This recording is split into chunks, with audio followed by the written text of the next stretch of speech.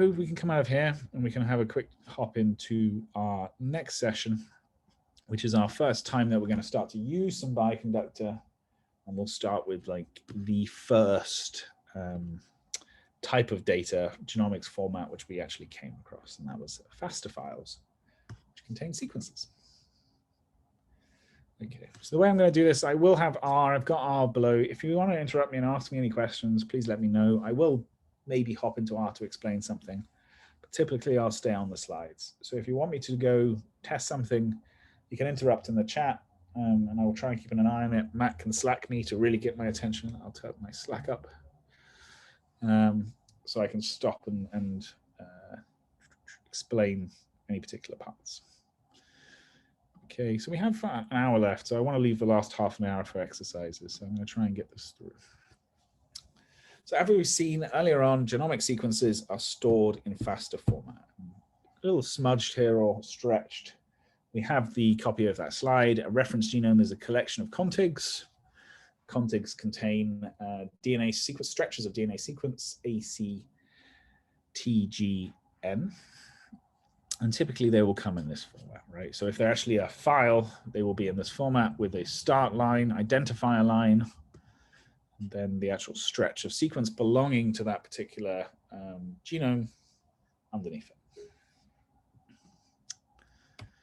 Okay, genomic sequences can be handled in Bioconductor using the functions in, as we just said, the biostrings package, and the full genome sequences for many model organisms are contained within the BS genome packages. Right? So we have one set of packages which contain all the sequences, and then we have another set of packages which will contain all the operations we need to be able to perform analysis on them. Okay, so the first thing we can do is make use of, to actually install our package. Hopefully we've done this up front. I can take us out just to show you where that line was. But once we've installed it, we want to load it. And here, just to load our package, we're going to use the standard library brackets, and we'll give it the name of the package we want to load. So actually, I could probably just do that straight away. Here, I think I might have loaded it, sadly. Ready? I have, but if we do session, restart off. So I got my library there, library BS genome. Oh, wait. I need to share more of my screen, huh?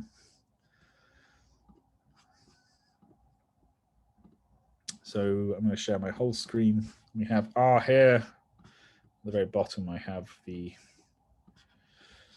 stuff I'm typing in. So if I load this library, first things first, you can see it's loading required packages. I'm loading BS genome, mus musculus, UCSC MM10. It is loading immediately BS genome, right? So that's the first part here. So this is all the infrastructure it needs to be able to handle these genomes. Some very low-level packages, S4 vectors, biostrings. Remember, we need that to be able to operate this. So at the same time as loading BS genome, it's actually loading, underlying package, but more importantly, it's loading the package which allows us to do all the operations on BS genome. Okay, so that's great. All this got loaded in, and we can start to do some analysis. I think the first thing we want to do though is just print this to screen. So I can do class. It's going to tell me what type of data it is. So I can do class. It's saying it's a BS genome object from the BS genome package. Okay, and then we saw that up here. It had to load BS genome immediately up here. So we know what type of data this is. If I then type this in, I think this is on the next slide. Kind of nice. It gives us some information as well on what's actually in this object. Okay, so they tell us first off is the mouse genome. Okay, the organism, the genome. Yes, we have that here as well. The provider UCSC, we have that here as well. Actually, it gives us now the date. So this is 2011, right? This is 10 years ago that this annotation was actually updated. It's the genome, so maybe that's not such a problem, but still something to think about. All the sequences here, and remember this includes our main chromosomes, but our unplaced contigs as well. We don't know where the sequence actually belongs. And then usefully, just to remember this, it actually tells us how we can interact with this object too. It's saying at the bottom, use seq names to see all the sequence names, and use $ and double square bracket to get access to a given sequence. Right? So it's a lot like a list. Okay, if I want to extract the sequence for a particular chromosome, I'm going to use this $ like I can to get a list element, or a double square brackets, again, like I could a list element. Okay, so actually this is what we just did. BS genome. We just type that in and you will get this information. Okay, just talk through this. By doing that, it's already told us something useful. It told us what I can do with my object out of the box. I can do seq names to retrieve all the contig names. Or if I want to get a particular sequence for a particular chromosome, contig, I can do $, the name of the contig, or double square brackets with the contig name in the middle, just like a list. So first thing to do is to retrieve the contig names. Actually, I can use seq names on this. So again, if I just do seq names, I give it this object we just loaded, then we will get a vector here called contig names. And this is just a character vector. I'm just going to show the first 22. So it contains chromosome 1, 2, 3, 4, 5, 6, 7, 8. Right? So this is just the names of all our chromosomes. Now that might be quite useful already because we know we can do $ and double square brackets to extract a particular chromosome. So knowing the names, so I know what I can extract is important. I can also do seq lengths, right? So I can do not seq names, but now I do seq lengths. And this, I do this to our object, which we loaded in when we loaded the package. Oh, sorry, I thought that was a chat. Then that gives us now not a vector, a character vector, but actually a numeric vector named, right? So it's a named numeric vector where I have values, which are the length of the chromosomes. And on the top, each name corresponds to the chromosome which they're related to, right? So chromosome 4 is that long, chromosome 3 is that long, chromosome 2 is that long. But this is just a vector, standard numeric vector with names. Now we do know the sequence names, we can actually retrieve the sequence information, either using one of our, whatever's our favorite, $ or double square brackets. So in this case, I can use the $. Okay, so I have my object and I do $, and I can do the name of the chromosome. And then that gives me back a object we haven't seen yet, a DNA string object. Okay, this looks like the sequence. Lots of ends at the beginning, lots of ends at the end. Sadly, contig sequences often look like this, right? We don't know the very end and the beginning of the sequences necessarily. We can also extract exactly the same information. If I wanted to, I can do $cro19, or I can do double square brackets. And then in quotes, I can put the name of the chromosome I'm interested in. And then again, that will extract this new type of object, a DNA string. Right. Remember, I've been saying earlier on, we have BS genome and we have biostrings. Actually, DNA string as a subset is related to that biostrings package, a special way of handling sequence data. Oh, I skipped ahead of myself. So as I said, the return sequence object is a DNA string from this biostrings package. DNA strings above character vectors, already look at the length of this. It is long.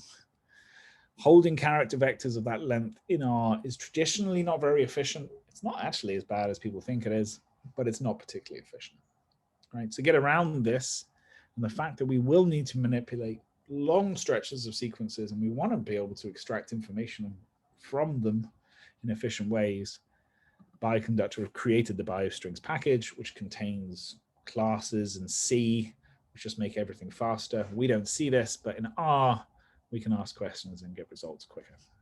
Right? It's a very efficient object for storing this large sequence data. Like with any object, if we want to find out more about it, we can do class and then the object. And it tells me it's a DNA string. Right? So previously we had it's a BS genome object from the BS genome package. This is now a DNA string object from the package biostrings. Okay, so if I really wanted to learn more about it, I should probably read the biostrings package. Or I can do question mark DNA string. And I think that gives me some information, hopefully. Ooh, double question mark. You know, it talks to me a little bit about what DNA strings are, how I can construct them. We have our example at the bottom of the page. So you can start to see the real use of these example pages is when it gets more complex and we start having to use things like bioconductor objects. Okay, so that's a DNA string object. We can subset these DNA string objects, even though they're not character vectors. People who wrote biostrings have written a level so that we don't even need to care. We can just use standard indexing to extract positions from this. We can treat it like a standard character vector at this point.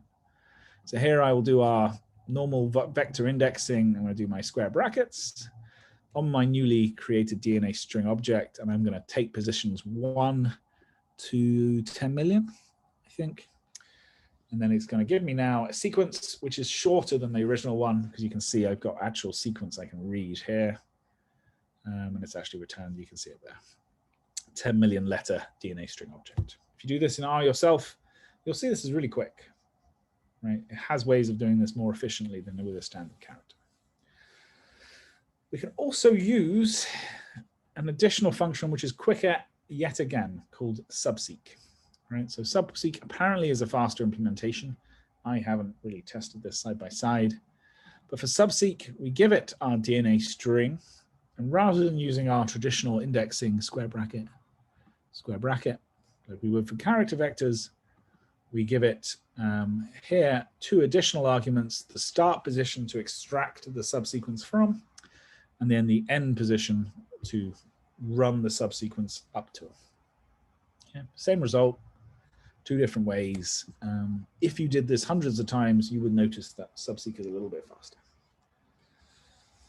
Biostrings package, and we will get more into this as we start to do FastQ, because FastQ is just faster with qualities, so we can extend a lot of what we're using here. But a really useful function is this alphabet frequency.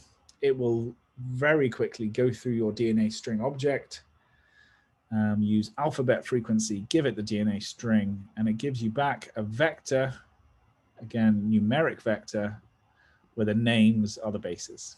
Right? So in this case, very rapidly, it's told me that I'm mostly A's and T's, a little bit less G's and C's, and some N's. Okay, so a common thing we would like to do is often get GC bias. You can use this and extract the information then from this vector really quickly. On top of things like alphabet frequency, we have lots of other functions available to us.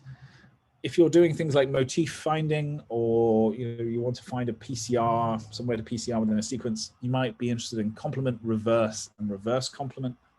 So these do exactly like they say on the tin. This will take your sequence and it will make the complement of it. A becomes T, G becomes C. Reverse will actually reverse the sequence order, and then reverse complement will reverse the sequence order and complement it. And we can see this in action here. I complement it, reverse complement it, and then I can show you those 10 bases. And then if I show you the 10 bases from the reverse complement, you can see C, T, G, T, A. So it's done a good job. This is obviously a very short bit of sequence. Again, these functions are written on the idea that you're going to come with it with full genomes, and it does a great job of just doing this very quickly and in a memory efficient way. Your computer's not going to blow up using it. We can also use the translate function. So this allows us to translate a sequence. So in this case, I'm just going to extract 9 bases. Okay, so we have codons, each one is 3. So I can use translate. I can give it my little sub DNA string, right, 0 to 08. And then when I translate that, it gives me back something called a AA string object. Okay, so an AA string object, do I say this on the next slide? Just another extension from biostrings. We just saw DNA string. AA string is very similar. We can apply the same functions and methods to it. Here it's just 3 long, though. It's VMY, which is, I'm sure if you translated the actual sequence under here, that's what it would be. Cool. Really useful thing, especially for motif hunting, but we are going to show you better ways, more efficient ways to do some motif matching later on. But quite often you have a stretch of sequence and you just want to find where there is either an exact match or a match with maybe one change. Again, it's in biostrings packages that we have the functions to allow us to scan through these DNA string objects, these BS genome objects, and start to match patterns. Okay, so the 2 functions we talk about here are the match pattern and count pattern. Again, they do exactly what you might expect. One matches, finds the positions. One is going to count. Okay, so we can count occurrences of patterns within our sequence using the pattern argument. And we have to give it the subject or the actual sequence we want to search within. So here it's chromosome 19 seq. This is what we've been using. And the pattern here, I just want to search for an exact match of this. And again, if you run this in your own console, we'll run it maybe at the end here. You'll find out this is very quick. It manages to go across the whole of the chromosome 19 almost instantly. And it tells us we have our 86 matches. We can, and this may be more useful, start to allow for some mismatch if you're looking at binding sites or start sites or whatever your pattern. Often you'll allow for some variation within the sequence. Maybe you don't need them all to be perfect, right? So we can set these parameters using max mismatch and min mismatch. Okay, so they say again exactly what they say here. I'm going to accept at most 2 mismatches of this pattern versus the sequence as it scans. And for minimum, I'm going to accept a match which has 0 mismatches, which I think makes sense here. Okay, so by just relaxing this and allowing for 2 mismatches, we've gone from 86 here now to 34,000 matches across just chromosome 1. We can also use some of this IUPAC code inside these functions as well. So IUPAC code is just a way of really accounting for some ambiguity in DNA bases. So AC, GT stay the same, but if I'm to write M, that could be either an A or a C. If I write V, it's an AC or a G, right? So here I have an N, we recognize, it can be anything. Here we have a bit more flexibility in actually defining the pattern before we start thinking about mismatches. Okay, so in this case, if I want to make use of these IUPAC codes, I actually have to tell it to change from fixed to equals true to fixed equals false. So I just need to add this argument, fixed equals false. And give it a pattern now containing all sorts of IUPAC codes. So R is A or G, Y is C or T. And that scans, and then yet again, we're going to get more matches because this is a more relaxed pattern at this point. Typically, if you're going to do this, and again, we're going to cover this, I think, in the AttackSeek course in much better detail, just to give you a little taste. If you wanted to start to search, in reality, you're going to need to search. If you want to search for a motif, in reality, you're going to need to scan both the forward and the reverse strands. So to do that, we'll typically just do count pattern, and we'll give it our pattern we want to search by, we'll give it our sequence, and then we will scan the correct strand, the opposite strand, by either reverse complementing the actual sequence, but you can actually just reverse complement the pattern as well. Nice, and search for that. Then you would just add these up, and that would give you the total number of hits for your particular pattern across that chromosome of interest. A few more slides. So a really important feature of biostrings and BS genome objects is that we have this sequence information. We can manipulate it, but we do need to be able to write this out to file so that we can use it in external programs. I love R, but there are other programs we want to use this with. We do need to be able to get it out of the R framework into just maybe a text file, which can be read in other places. If we're going to write it to a text file, we'll write it to a FASTA file because we know that that's the appropriate format. So the biostrings package has methods to allow us to do this, to write out to a FASTA file, and its function it has is this write xStringSet. Okay. Problem here though is that at the moment we have a DNA string. Right, if we looked at our class way ago, we have a DNA string. We do not have a DNA string set. But actually a DNA string set is basically a list for DNA strings. So we can construct this kind of easily just by using the DNA string set function constructor. So, you can replace this would have been list before, but now it's DNA string set to make an object of all these different DNA strings. And we're going to give it a little bit of sequence, and then we're going to give the new DNA string set, we'll assign some names like we would assign names to a list. But in this case, we've only got one element, so I will call it chromosome 19. Now that we come to write this, I can now write my DNA string set object to my file path. And by telling it it's going to be .far, this function knows that I'm ending in .far. I want it in FASTA format, and it will just write out the correct format for you. It's really important to add the name here, because actually I don't think it stops you writing out the xstring set if you don't give a name. But remembering what we know, we need that name line. That is where the name will go, this front identifier line.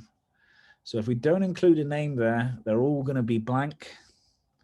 And then we don't know what chromosome is what chromosome. And it will probably kill the next program that you want to use that bit of that FASTA with. So make sure you always give a name when you're going to write it out, because otherwise it's just not going to be of any use. As well as writing FASTAs out, which we've derived inside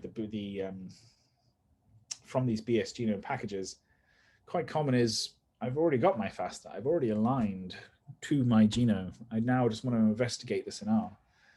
You're working in a non-model organism genome, so there is no BS genome packages available for you. You still want to get this in to these DNA string set and DNA string objects in order to allow you to do all this manipulation. Right?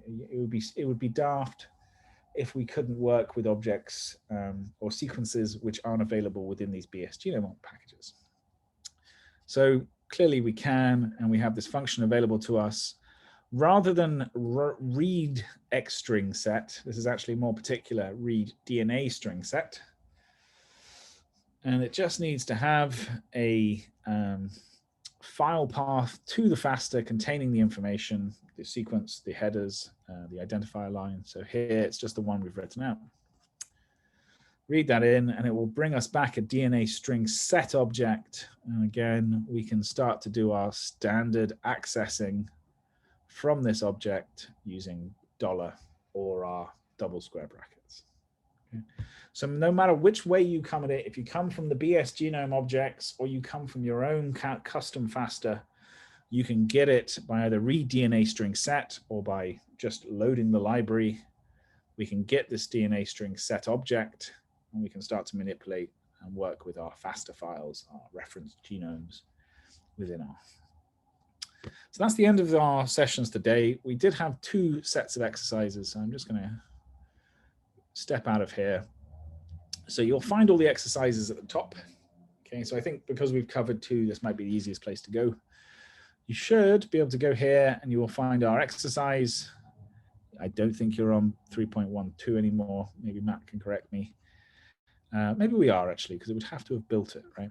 But I'm just going to ask you to install the biostrings package and then check your bioconductor version. If you get stuck, hopefully not, we have obviously the solutions right next to it. So please go and read the solutions before you finish. And then we have some stuff for the FASTA and biostrings, just, to allow us to start to get a handle on how we might manipulate some of these biological data formats. If you want to run through that, there's also a solutions for that too. I will come back at around 4:25, 4:30, just before 4:30, and I will quickly run through these exercises so we can see how they should be done. Okay, if you're not coming back, I'll see you tomorrow. But if you are, I'll see you in about half an hour. So cool. In this, thanks, Matt. So here we have, yeah, what we've just run through. Effectively, install packages, BioC Manager, and all you had to do is Google BioStrings, and it would have brought you to the installation page, and you can see here that you want to install. Similarly, if you want to do BioC Manager version, this will tell you the current version, and this will match here the version we have in the release. If it doesn't, you can always go and look in the install, and all the version informations are here. Finally, we wanted to install 2 packages for our particular course we're doing now. I think we're going to use this in the next exercises. We can just do BioC Manager install, and we name the package. And for the HG19 one, we did it here. Saying update equals false here, I guess this is because we already had these installed, so we didn't want to have to get a message while we're compiling. Okay, so it's kind of straightforward for the first one. The second one, I think, was a little bit more complex, but we can have a look. In these exercises, we'll gain some experience working with the BS genome packages. So the first thing we were going to do is load the library. I guess we should have suppressed this. But here we have our library, and I can just do load the library BS genome. I should be sharing my whole screen. So if I have a little look-see, I can quickly do this. Once that's loaded, the library, the object itself is available to me, and I can see everything we saw earlier on, including all the chromosomes, when it was made, and how to access it. Count the number of contigs. It was just to get the seq names, right? It would give me all the names, and then I can get the length of that vector. It's pretty straightforward. Get the sum of the lengths of the first 3 smallest chromosomes. So I can probably run this. And we can just take this into R. The first bit's actually going to extract the seq lengths, so I can look at the contig lengths, and it should just be our numerical vector with chromosome names and then the length of them. If I want to get the first 3, I'm going to have to order them first, and I'm going to order them in increasing length, and then I can get just the first 3 by doing my standard indexing, and then I can take the sum of that to give me the sum. How many unknown bases? Well, here we're just using alphabet frequency. If I just run this, it becomes kind of clear how we do this. Alphabet frequency will give me back, again, a named vector. Ooh, that was quicker than I expected. Okay, and my named vector, I've got elements named A, C, G, T, M, R. But importantly, I've got N. To then select that, I can just select it by its name, right? Because it's indexed by name. And here I've got the total number of N's. Create a bar chart of the total number of bases, ACE, T, G, C. So very similar again, except this time I'm going to have to make it into a data frame. So I'm going to use ggplot first. I'll load the library. I'll extract the alphabet frequency from this particular chromosome. And then rather than just grabbing N, I'm going to grab A, T, C, and G. And then I'm going to need to create a data frame from that. And we're going to do this a lot in the course. So I'll probably paste this in. Okay, so the data frame is going to be the names, right? The names are A, T, C, G, right? This is a named vector. And then the frequency will be the actual values, right? And that gives us our data frame, which then we know we can use in ggplot. And we just pass in the data frame. We tell it the y-axis will be the frequency. The x-axis will be the bases. And then just to give some color, we'll do the fill to be the bases too. Okay, now some very particular things. If we want to get a sequence from a particular area, say this is the bit I have open in IGV and I just want to go and get that sequence and reverse complement it. We saw we had two ways to do that. We can either do it using this kind of subsetting, standard vector subsetting, square brackets, and I tell it what I want, and then I just ran the complement function on that. I think we should also be able to do, it's not going to work now, I want to do it, but Subseek, and then tell it where I want to go from, right? So I can extract, apparently the faster way to extract this information. But it will give me the same result either way I do it.